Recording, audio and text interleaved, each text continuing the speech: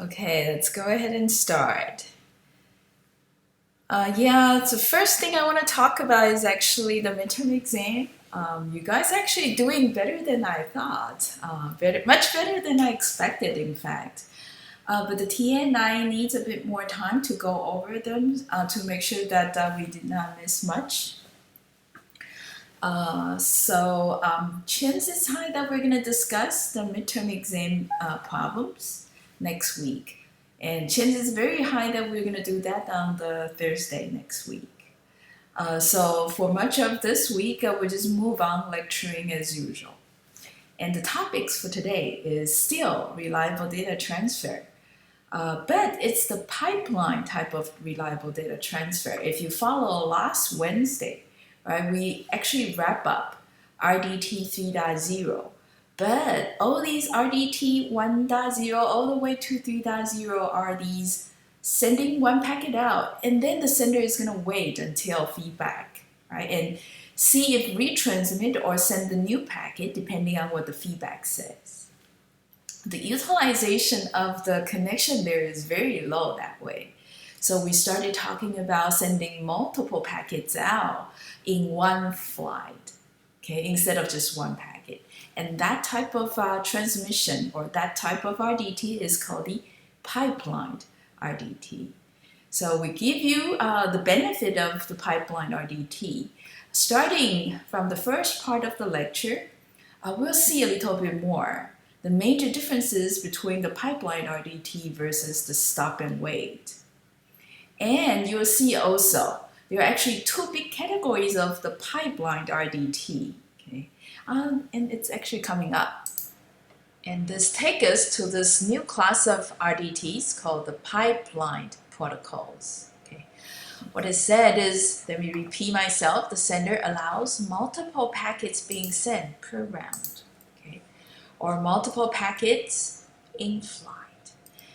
By in flight, I mean that these are just data packets going out. They are not yet acknowledged. So it's illustrated better here. So this one on the left is stop and wait. This one on the right is the pipelined RDT. So we see multiple data packets go, not yet acknowledged, and their acknowledgements will come back in a sequence, okay, in a round to the sender. Okay, so a range of sequence number needs to be increased. So previously in RDT 3.0, we used just one bit, right, 0, 1. But now we need to allow multiple packets going out simultaneously. And we need to make sure that we acknowledge each of these packets. So we need to tell each of these packets in flight apart. Well, the sequence number definitely needs to be expanded. And we'll need buffering at the sender and the receiver side as well. Because, hey, what if multiple of these packets in flight are dropped?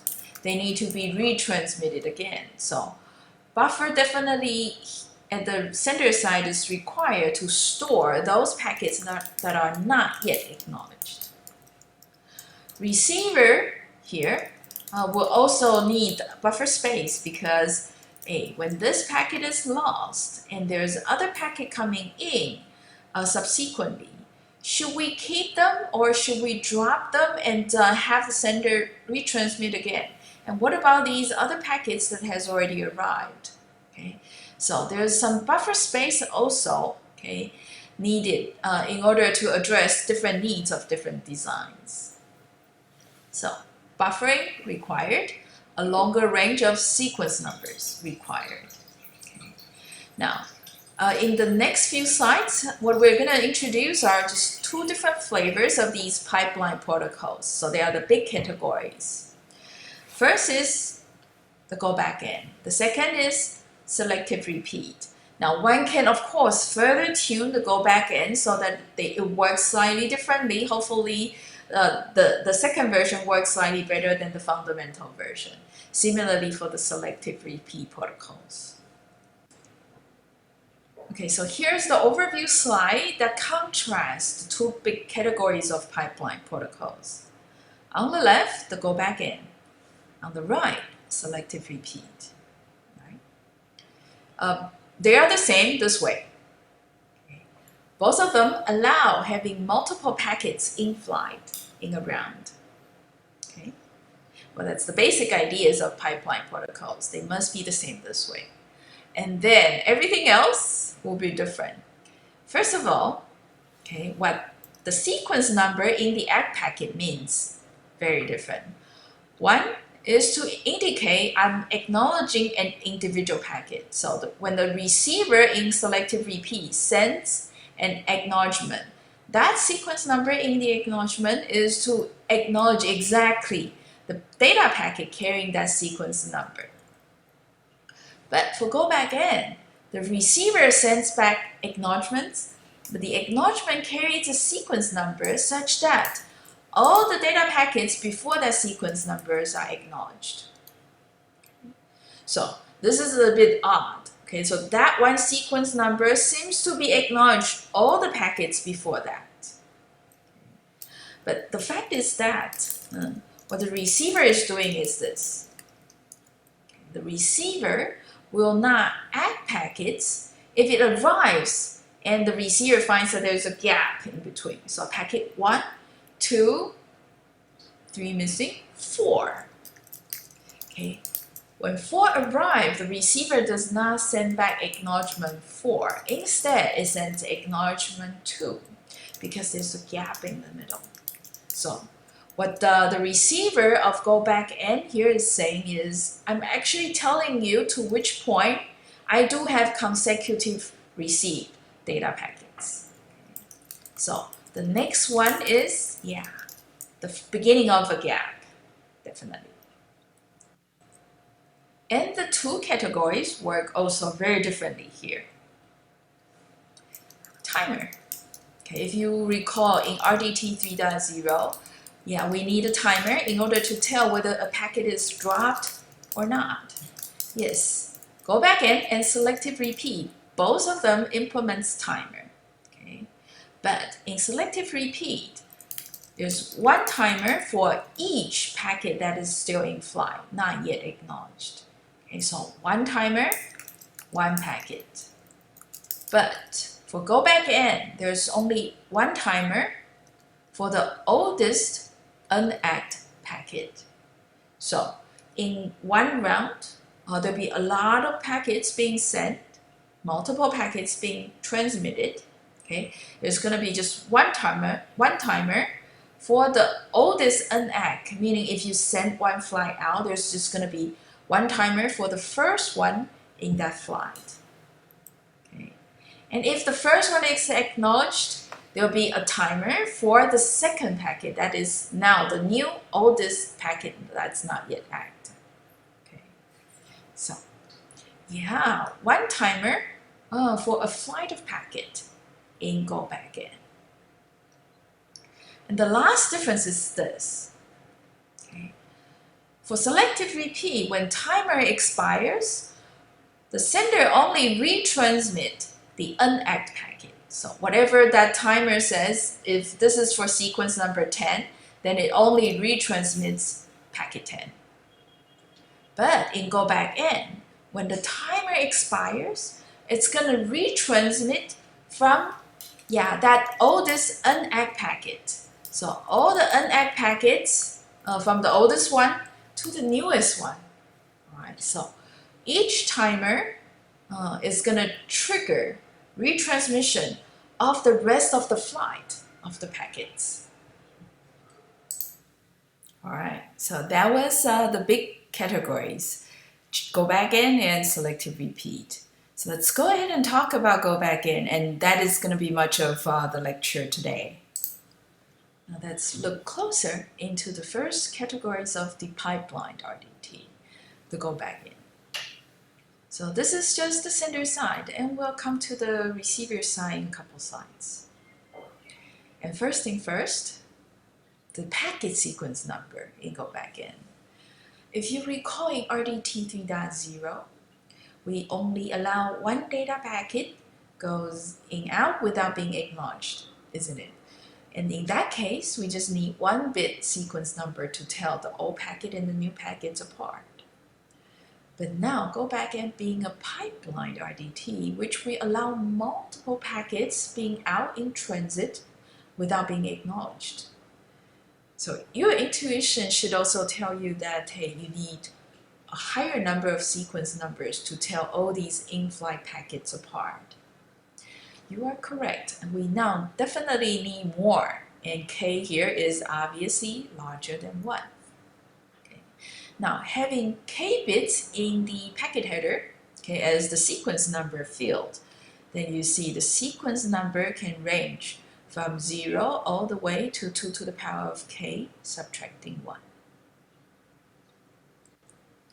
And next, in GoBackN, or generally the pipelined RDT, we do have this thing called the sending window.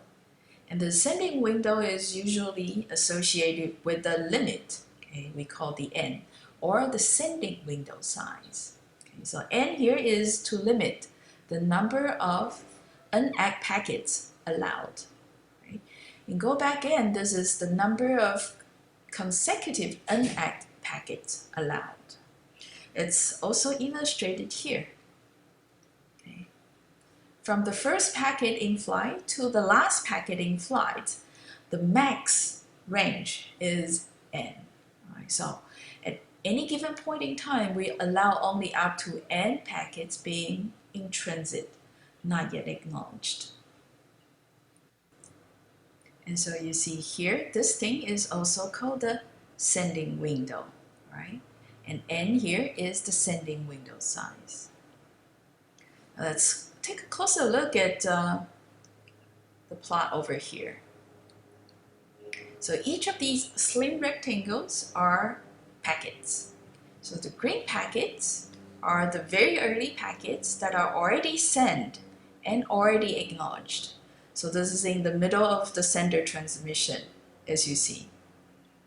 Okay. And yellow packet, starting from here, the send base. So this is the first packet that is being sent out and not yet acknowledged. And there will be a number of these. So yellow ones are the packets already generated and sent, but not yet acknowledged. Okay.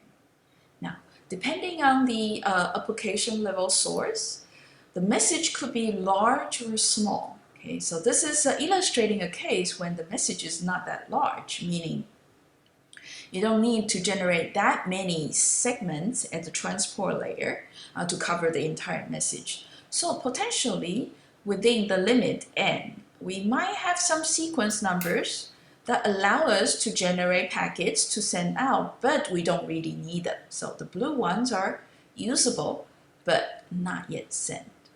Okay, so essentially, yellow plus the blue ones should be less than n.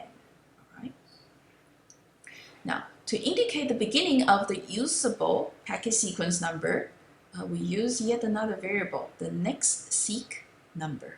Right? So, send base, or sometimes I just call it the base, okay, is the base of the sending window. Next seek number is the next available sequence number that we can generate data packet within the window n. And the last one, so these blank ones are simply outside of the window limit, so not usable, right? And here, let's assume, okay, send base here, finally receive an acknowledgement, and it's acknowledged, so we turn this into green. What do we do here? Now this one is green, isn't it? So send base is only to indicate the first unacked packet, so we actually need to what? Change it to this packet sequence number. Right? As a result, we shift the window and it's beginning from here and include the next blank packet and turn it what? Blue. So the window is actually sliding over by one packet. Okay, so such a window is also called the sliding window mechanism. So when acknowledgement packet is received, you see these yellow packets turning green gradually, okay, and the window sizes is sliding over and then casting more blank packets into blue ones. All right. Just to make sure that it's clear, send base is the variable in GoBackN sender that always points to the base of the sending window, which means it's always the first yellow packet's sequence number. So the send base will only be changed when the first yellow packet is acknowledged and turned into green. So send base can no longer be pointing to a green packet, and as a result, it needs to be moved to the sequence number of the first yellow packet now. Right? And you see window then here is sliding over by 1. The next seek num is always pointing to the next sequence number in case we need to generate a new data packet. So in this scenario, it's pointing, of course, to the first blue packet that is usable and not yet sent. So because when we get a call from above and if we need to generate a data packet, then we'll turn this blue one into yellow. And the next seek num is going to be shifted over and reassigned to the first blue packet after sending. Right. And we do not shift the window size at all because the send base is not changed and the n here is a constant. But be careful though. There will be scenarios where, hey, all these blue ones are actually yellow, meaning the sender does have large message to send and we are actually exhausting the entire window size to send the message already. In that case, the next seek num will be pointing here at a blank packet. Okay, that is the next available sequence number to generate a data packet. But it's not quite yet pointing at the blue one because there's no blue packet at all. Alright, so next seek num, to be very precise, it's just to point into the first sequence number in case we need to generate another data packet. The rest of the GoBackN you heard a little bit already about. The ACK, the sender received, is going to be a cumulative ACK. Okay? What it means is that in the sequence number of the cumulative ACK, it indicates all the data packets before this number n are acknowledged. Okay, so all packets before n, including n, are green. All right. Now, if the sender receives duplicate acknowledgements, so hey, ACK n has already been received, but the next moment, another ACK n is received. What does that say? If you recall earlier, that usually meant, packet n plus 1, there is a gap at the receiver. And receiver does not send acknowledgement up to sequence number n if there is actually any gap before it. Right? So, receiving of a duplicate ACK at the sender side indicates, whatever n is plus 1 is a packet that's missing. Timer. There is only one timer for an entire flight of an ACK packet. So it's a timer associated with the base of the in-flight ACK packet train. So that is essentially this.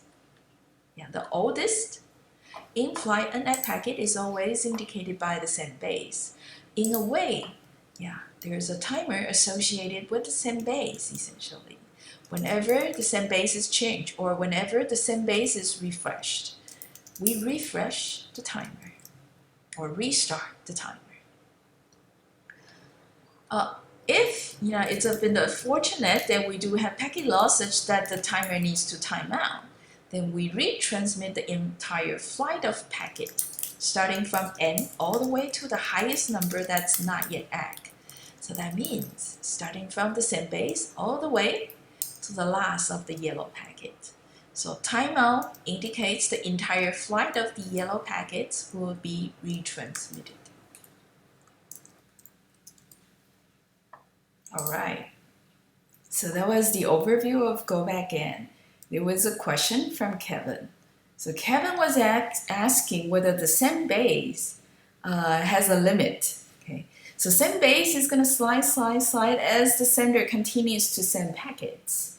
Yes, but is there a maximum sequence number? Yes, there is. If you recall earlier, right, we said that the sequence number has k bits. That means the range is between 0 to 2 to the power of k subtracting 1. That means also that when send base goes large enough, provided that the window has a window size n, that means, hey, as we move on, when we go beyond 2 to the power of k subtracting 1, we need to come back, rotate back. So the sequence number there actually rotates back, okay, when it goes beyond 2 to the power of k subtracting 1. Okay. So some of the packets in the sequence number, some of the packets in the window size could actually have a smaller number than the send base. Okay. So it's a little bit tricky, but when you implement it in a program, you just need to be careful handling it. And the next part is the finite state machine of the GoBackN. So you see generally how it works. Let's define, okay, the actual machine a bit more concretely. GoBackN sender's finite state machine. Before we start talking about this, let me review RDT 3.0 sender's finite state machine. And here it is, the RDT 3.0 sender. Okay, so we're starting here, okay, and there are 4 typical transitions, 1, 2, 3, and 4. So first is to get a call from above. We generate the packet starting from packet 0, send it out, and then start the timer. The other is getting a feedback from the receiver. If it's not corrupted and it is indeed the ACK we're expecting, then that's a positive acknowledgement, so we stop timer and move on to send the next packet. Third is when it's a little bit unfortunate, the packet is not correct or not arriving at the receiver, timeout will be triggered. So we retransmit the packet and start the timer again. Last one is when you get the feedback, it's unfortunately corrupted, then we do nothing. So we kind of ignore these 2 conditions on purpose. The second condition is, yeah, we get an ACK all right, but this is what, carrying 1, which indicates this is a negative acknowledgement. Right?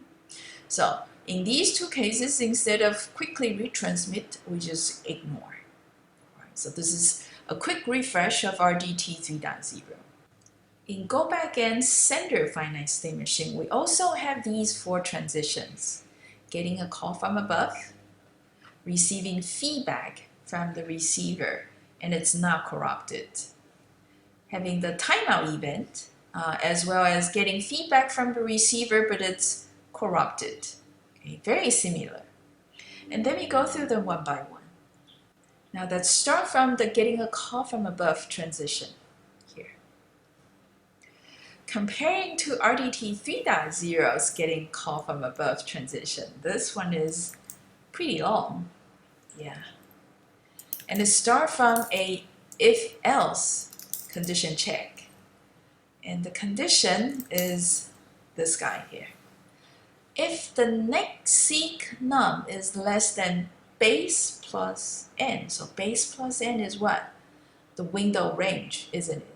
If the next seek num is within the range, that means, okay, we can now generate still some data packets. So, makes sense. We go ahead and create the packet using the data from the application layer, generate the checksum for the data, and then give you the sequence number. Okay. Here. We are now using an array of send packet here to store all the packets being generated.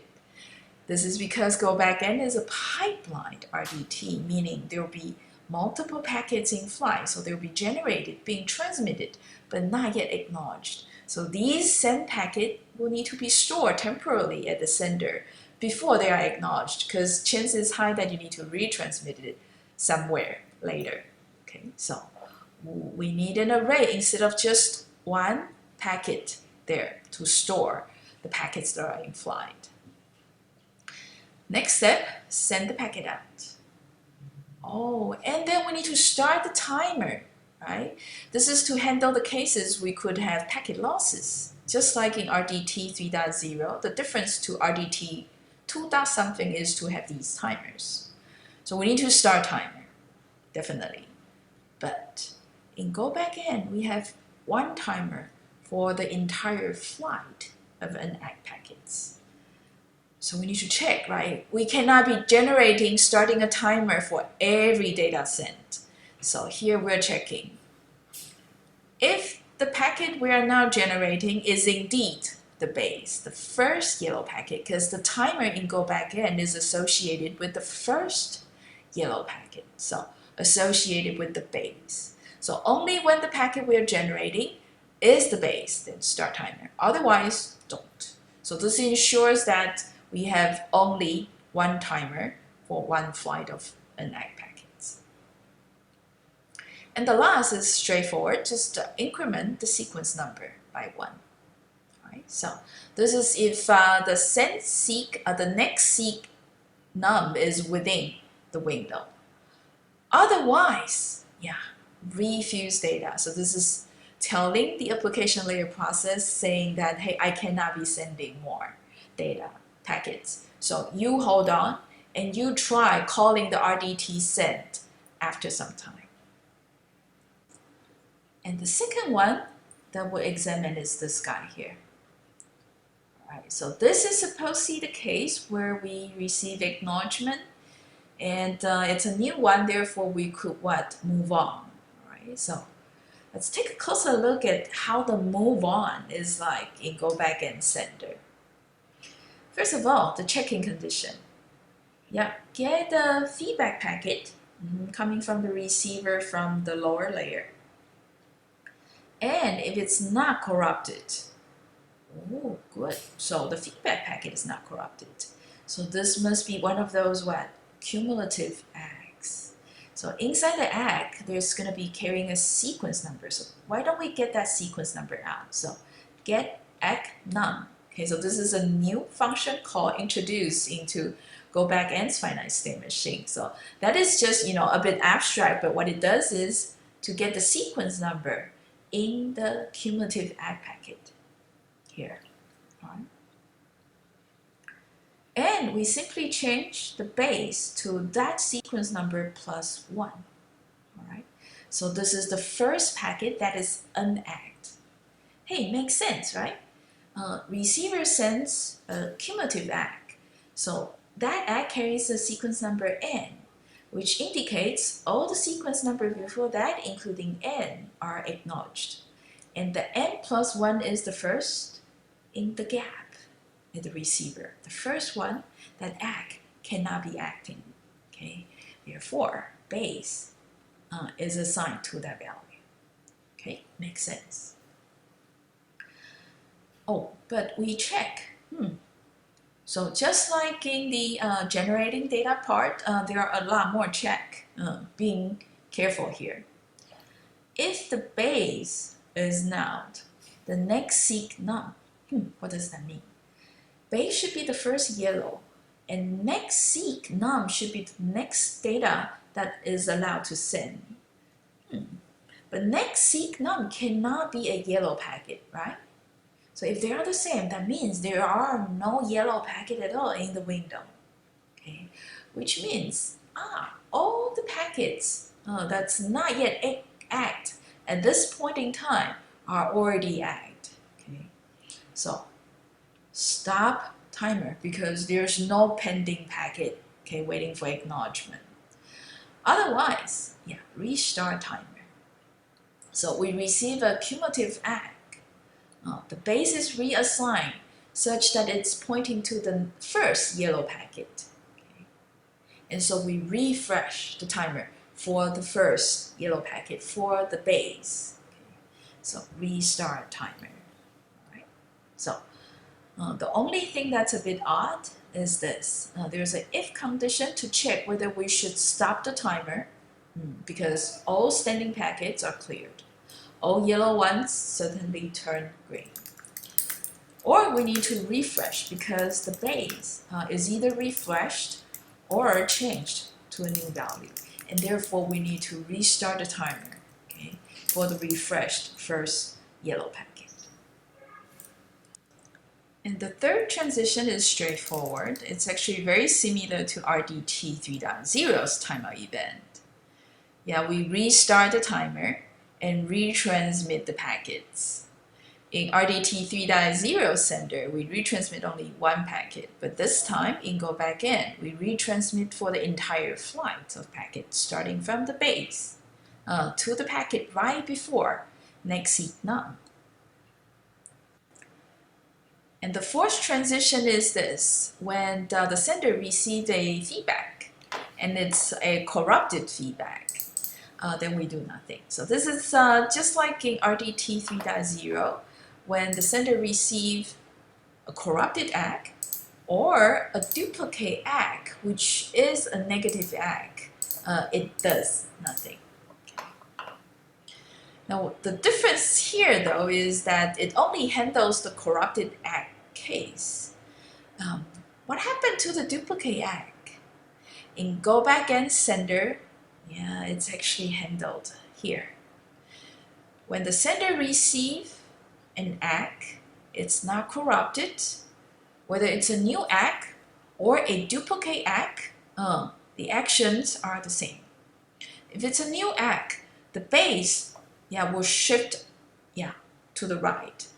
But if it's a duplicate ACK, if it's a duplicate cumulative ACK, the base will remain the same. Right? Would this be a problem? Now, some of you might not be very comfortable with this, right? Because, hey, if the base remains the same, what do we do here? Yeah, we'll be definitely in this situation, right? Yeah, there's an unact packet somewhere and the base remains the same. We'll be restarting the timer, meaning the first time that base is receiving an ACK for all the packets before the base, the timer for that base has already been started. And now we're reassigning the base to the same value and restart the timer. That means we're extending the timer interval, for that base. How do you like that? Think about it. And the last bit of the GoBackN sender, or shall I say the first bit of the GoBackN sender that we actually talked last, is the initialization of the sender. Okay, so the base, starting of the window, is initialized to sequence number 1. Next seek num is also initialized to sequence number 1. So this is unlike the RDT 3.0 sender receiver, always starting from packet sequence number 0. In GoBackN sender, textbook authors decide suddenly that they want to start from the sequence number 1. Now, the receiver finite state machine of GoBackN. It's actually quite simple. Let's just skip the initialization and focus on the 2 transitions possible. Among the 2, this one is the more straightforward. We receive a data, get a call from below, and check the data, it's not corrupted, and check the sequence number of the data. Has seek num there is a function newly defined for GoBackN again. So what it does is simply, checking the sequence number in the data and see if it matches the expected sequence number, which starts from sequence number 1. So if we receive packet 1 and it's expected, extract data out of packet 1, pass the data up to the application layer, generate ACK packet for packet sequence number 1, send the ACK out, increment the expected sequence number. Okay, so this is the simple case where everything works as expected. No error, no loss. And the second case is the default transition. What default meant is just all the other conditions that's not matching the previous transitions condition, which means the data can be corrupted or the data received not corrupted but not carrying the sequence number expected. So here, corrupted data or data packet that's not in the expected sequence number. Now this could be a duplicate data packet. This could also be a data packet carrying the future sequence number.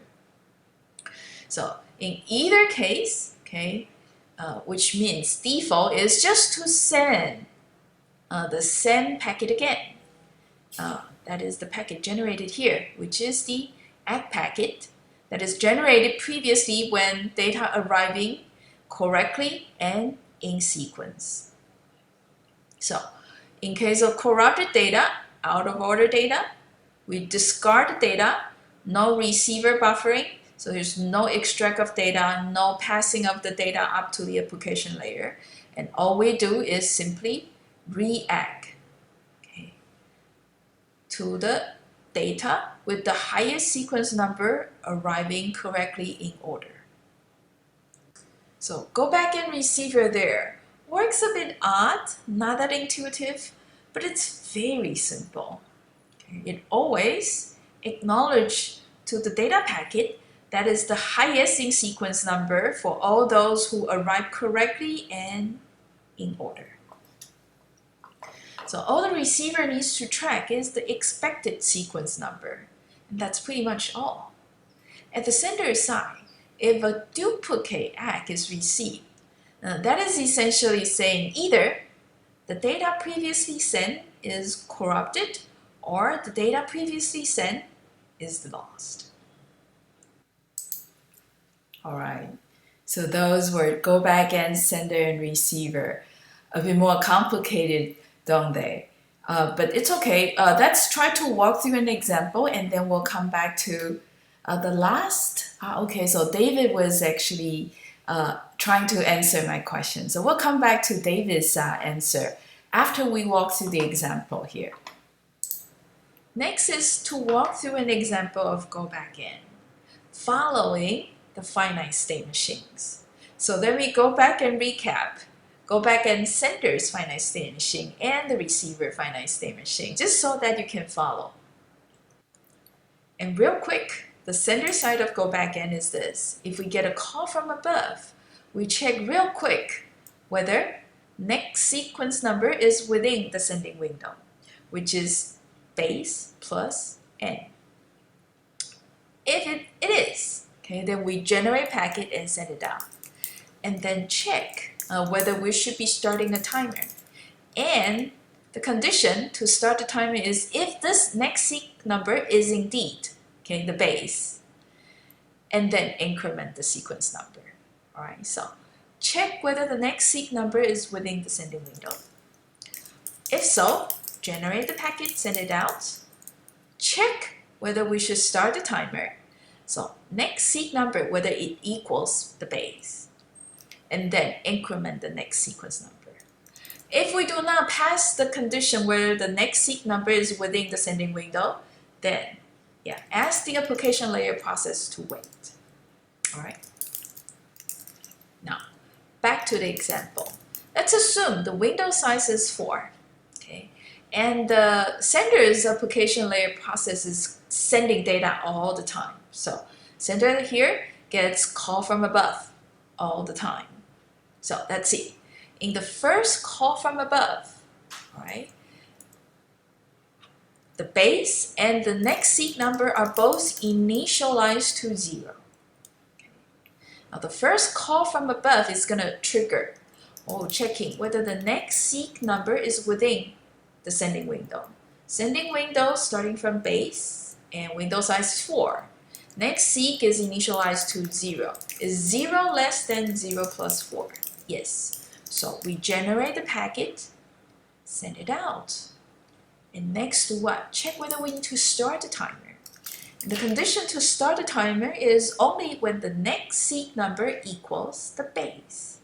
Next seq number is 0, base is 0. Cool. Packet 0 is indeed the first of the first flight. So start the timer here. All right. And next is just to increment the next seq number to what? 1. So next sequence number here at the beginning is 0. Now increment it to 1. So if we get a call from above again, next seek number, is it less than base, still 0, plus 4? Yes. So generate packet 1. 1 here is the next seek number, isn't it? Send it out. Check whether we should start the timer. Next seek num is 1. Base is 0, not matching. So the second packet in flight does not start timer.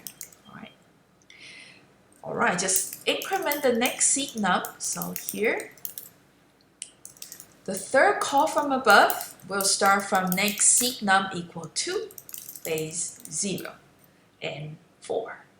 Is 2 less than 0 plus 4? Yes. So we generate yet another packet. Next seek num equal to, send it out. Do we start a timer? Next seek num equal to base 0. Therefore, not matching, not starting timer. Increment the sequence number to 3. Right? Is 3 less than 0 plus 4?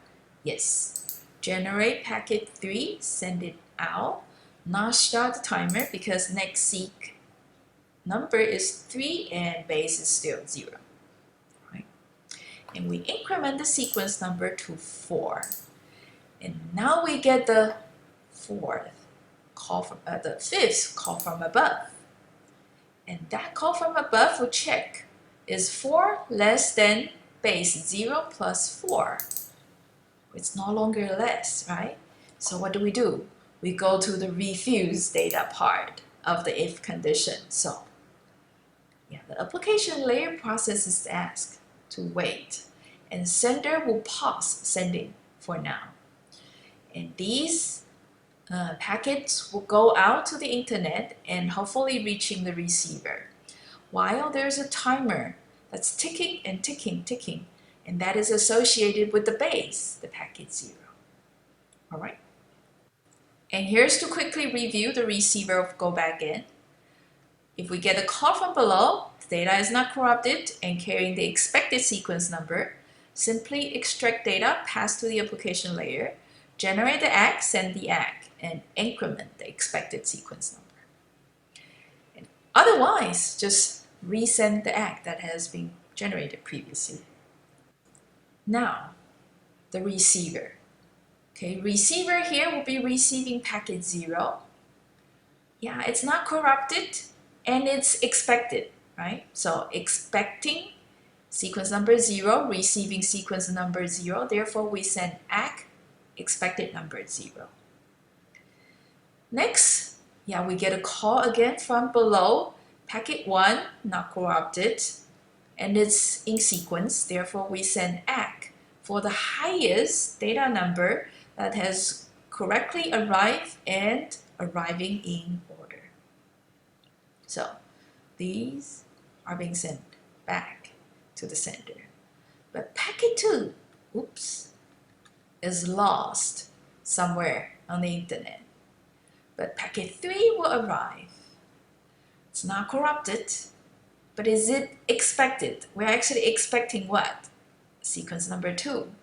So we do not extract data.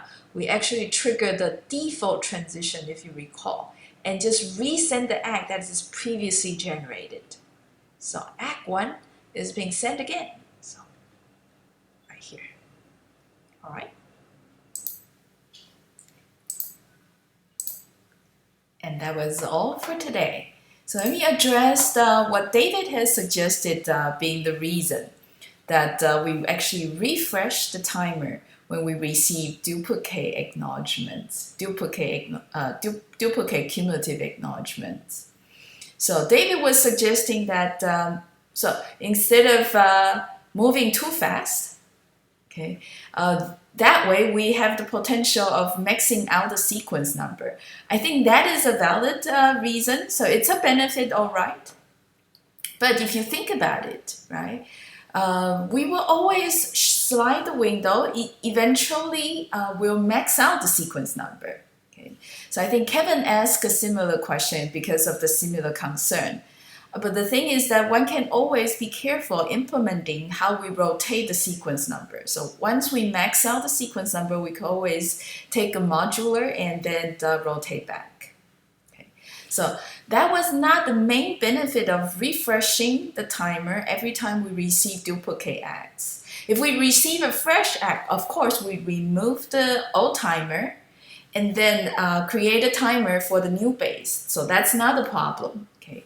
But if we keep getting the duplicate cumulative acts, that means we are not actually, acknowledging any of the packets in the future if there's a gap. If we refresh the timer, that means in case the gap packet is indeed lost, okay, then we'll be waiting longer. If we do send a lot of packets out in a pipe, okay, so this is a pipeline, RDT, right, in transit. Then we get lots of these duplicate cumulative acts back, potentially. And every time we just, refresh the timer. So the original timer gets extended, so we ended up waiting a long time. Okay, so intuition was that this is not a good thing to do. But if you think about it, so that act missing, so the new act being missing could be that it's just taking a slightly longer time than the other acts that actually arrive earlier, okay? Or then the other data that arrive earlier than the data that is actually part of the gap. Okay, so refreshing the timer is actually to allow these delay data or delay acts to travel the internet and back to the sender. Okay, so this is to allow acts that are unfortunately delayed or the data unfortunately delayed to come back. Now, that will prevent early retransmissions from occurring. Because if you recall in RDT 3.0, if we retransmit early, then we will actually end up having persistent duplicate data, duplicate acts. Okay, so that's actually more bandwidth consumption. So it's a trade-off between whether we wait longer or we allow the systems to take more bandwidth, to consume more bandwidth to send data. All right. So unfortunately, there's no one good solution. Yeah. Will be discarded. Yeah, something like that. All right, so that's all for today. We are 2 minutes early. So if you have further questions to ask, feel free to post. I'm gonna leave the session on for just a bit longer. So let's see if I can address other questions. No, there are no other questions. So we do have more greetings in the morning, so that is a good thing. Good.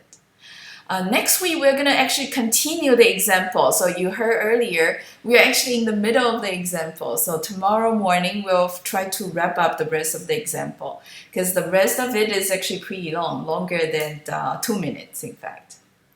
Okay. No problem.